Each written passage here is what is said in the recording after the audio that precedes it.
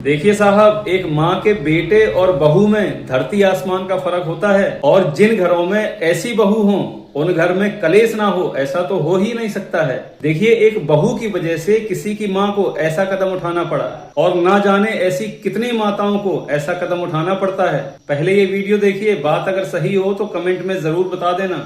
आगे माँ जी, खुश रहे बेटा। लाइए बैग दे दीजिए।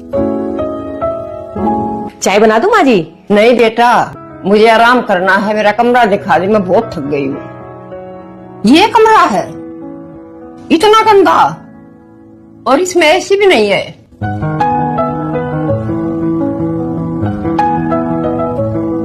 माँ, आ गए आप?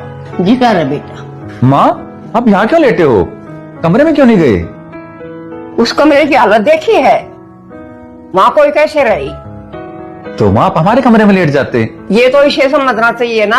ये बोलेगी जब तो जाके लेटूंगी। माँ जी, आप हमारे कमरे में आराम कर सकते थे, आपने बोला ही नहीं। कुछ बातें बोली नहीं जाती, समझनी पड़ती हैं बेटा। कोई बात नहीं माँ, आज आप हमारे कमरे में सो जाओ। ये क्या किया आपने? माँ को हमारे कमरे में ले जाके सुला दिया। रजनी, अगर माँ 2 दिन हमारे कमरे में सो जाएगी तो क्या हो जाएगा? अरे हम एडजस्ट कर लेंगे। मुझे नहीं करना एडजस्ट, कैसे भी करके रात तक माँ को बाहर सुला देना। तुम कहना क्या चाहती हो? मैं अपनी माँ को बाहर निकाल दूं और खुद अंदर सो जाऊं? हम 2 लोग हैं, अंदर सो जाएंगे, माँ जी बाहर सोफे पर सो जाएंगी, उनको एसी भी मिल जाएगा। रजनी, घर में कलेश मत करो। इतने दिनों बाद तो माँ आई है घर, वो क्या सोचेंगी? माँ हमारे कमरे में ही सोएंगी बस।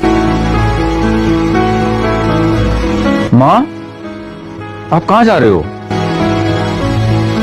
बेटा, मैं तो तुम्हारे साथ रहने आई थी, झगड़ा करवाने नहीं आई थी। ऐसा मत कहो माँ। माँ जी, कहीं जाने की जरूरत नहीं है, गलती मेरी थी, मुझे माफ कर दीजिए। मैडम, आपने एसी ऑर्डर किया था, कहाँ लगवाना है? एसी?